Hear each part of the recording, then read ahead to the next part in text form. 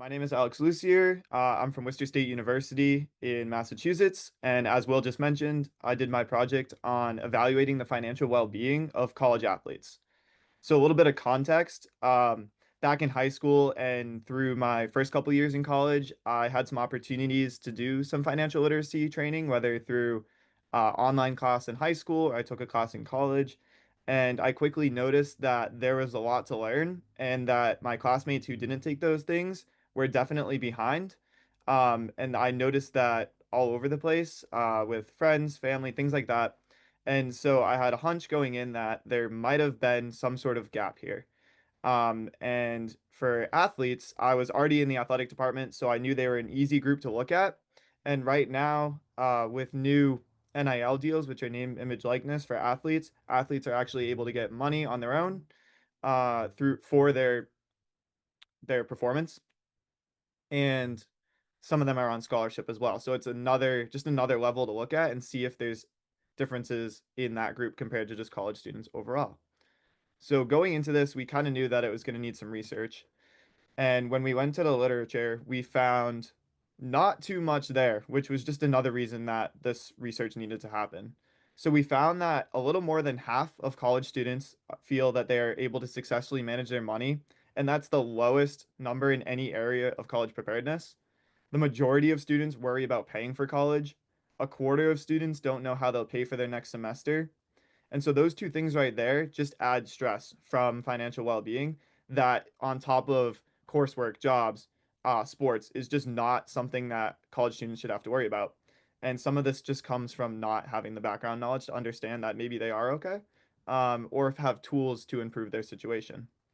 And while there really is not enough research there, what we found at the athlete level is that they have a more difficult task where many athletes are balancing school and a sport and don't have time for a part-time job where most young people are improving their financial well-being, both from obviously making more money, but also from learning how to manage that money and budget and things like that. However, research shows that collegiate financial education does improve future habits, although there's a lot of stuff. That was new research over the last couple of years, but if you go back in the last 15 or 20 years, a lot of research actually tried to show that it doesn't. So new research shows that it does, and students who've taken financial literacy courses in college actually graduate at a higher rate and hold better retention. So there is a problem, and it was worth researching. So the question for us was, okay, so how do our student athletes compare? And when we went to do that, we ran into another problem. How do we even manage that? And how do we measure it? So financial well-being is the term I put together that measures three things because these three things are all measured in all the research that I found, but never all together. And I felt that you can't just measure one because it doesn't give you the whole picture. So the three pieces that I put together are financial literacy, which this was adopted from a scale made up of two other scales. And financial literacy is sort of the question and answer. Like if I quizzed you right now on certain types of bank accounts, things like that, those are that background knowledge. That's financial literacy. The next part was financial self-efficacy. So that's the confidence. So how confident in you are you comfortable managing things, things like that. And that weighs just as heavily as knowledge and as habits. And so the last part we looked at was habits. So you can have or not have the financial background, the knowledge. You can be confident or not confident, but those don't necessarily affect your habits. So habits are the actual actions that the student's taking, and strong habits enable better financial decision making. And the scale that we used for that was actually developed from seven other scales. And the scale demonstrated positive correlation with financial well-being and negative correlation with financial stress. And financial stress is the thing that we're trying to avoid. It's sort of the bad side of not having financial well-being. So we took all that, and the process was to put those three things together, along with some background knowledge sources and demographics, into a survey that we could distribute to all of the student athletes at the school. Turns out that was more difficult than I would have thought. Even as an athlete myself, it was really hard to get just 5 or 10 minutes of people's time to fill out a survey. We even had an incentive with the gift card, but we were able to, after a lot of pushing, able to get enough results to work with, and then analyze the results and provide opportunities for learning opportunities now and for long-term changes in the future, which I'll talk about towards the end. So from the survey, we got about 100 respondents, which was pretty good. Our athlete population is about 600, with ages 18 through 25, average age of 20, and representation from almost all teams. So the first thing we looked at were background knowledge sources. So where are our athletes learning what they know about financial literacy? And as you can see down here, only 8%, or yeah, 8% had taken a college course. 30% indicated some sort of other formal course. So that could be an online course, that could be a high school course. Most indicated that they learned from their parents, about half each from friends, social media, some from YouTube, or some from an online site like Khan Academy. And then we looked at financial literacy. So the average score is 4 out of 6. So out of the questions we asked from this scale, we saw that the weakest knowledge areas were stock market function and compound interest calculations. And looking at that, to me, that shows that what they got right were more of the base level things, and the more complicated things were things that you might learn in a formal setting. Your parents might not perfectly explain how the stock market works, and that's something you can learn in a classroom. And you can see it's a pretty even distribution, and not too many people are doing horrible, so there's definitely room to improve though.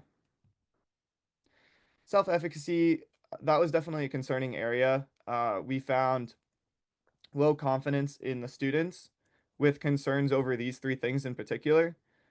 This is students that felt it was challenging to make progress towards financial goals. Students who worry about running out of money during the semester. This was a very concerning one, obviously. And students who lack confidence and ability to manage my finances. Not too many were fully not confident in themselves, but there's definitely room to improve there. However, when we turned to habits, it was actually more promising than it would have indicated. So we found that even if they may not have known the like academic financial literacy questions well, or they weren't super confident in themselves, their habits were positive. This is students who saved money from every paycheck. This is students who paid off credit card balances in full each month. And we saw this in other areas as well. There were a little bit of deficiencies in long-term financial planning, but we're talking to college students, so it's not something we're necessarily looking for, and something that they don't really need to be aware of right away. And so the interesting part comes when we put these two things together. And we found that, for example, there's an upward trend in financial literacy and habits as parental education level increases, but there's no correlation with financial confidence. So that suggests a gap between perceived and actual knowledge. We found that male athletes demonstrate higher financial literacy, while female athletes report higher self-efficacy, but neither the habits are equal. So despite what they know and despite what they're confident in, their actions are still the same, which is interesting and worth looking into further. Um, this is a great one for us, is that athletes who have taken a financial literacy course in college tend to score higher on literacy measures. So that backs up the research that we found that um, teaching it does actually improve it, which is helpful for programming in the future. We found no trend in correlation with age or year in school across any of the metrics, which means that financial literacy isn't just something you absorb as you get older, it's something you have to encounter and be taught, which is also important for what we want to push across. And my favorite part of all of this research is that athletes referencing social media as a knowledge source had a higher financial literacy score by almost a whole point than those who didn't. And people who mentioned their friends had a mean increases of about 2 points than those who didn't. And so what this tells me is that financial literacy, even if they don't have the opportunity to sit in a classroom and learn, if they have it on their mind, if they're talking to their friends about it, if they're seeing a couple reels on Instagram, they're seeing some posts and they're reading them, then they're thinking about it, they're absorbing it, and it's actually improving their scores, which is really exciting. And so from here, as you can see, this is really just the research stage that ended up taking quite a bit of time. And so right now I'm in the process of communicating the survey's results with participants, with the athletic department. I was talking to some admin as well about it. And we're going to work on educational resources for both now and for long-term planning in the future. And right now, we just got approved to push the workshop that I wanted to hold this spring into the fall, where all the student athletes will have an opportunity for us to bring in a speaker and for them to learn something from them. I also put together these cards that were just something quick to get out before the end of the semester, but they're available in the athletic department. And so they show all the interesting facts here and a little note about how, while there might be deficiencies, everything's going to be okay. And on the back, some learning resources. So you have everything from a podcast to Instagram pages to a TikTok page to Khan Academy, an online learning website, to more of like a PDF book sort of situation. All free resources that if students are interested, which I believe they are, when I was presenting this at the end of the semester, a lot of students came up and said how interested they were in it, how glad they were that we were doing it, that they can pick this up and start learning for themselves, which is really cool. Those are just some of the works for the background research. Does anybody have any questions?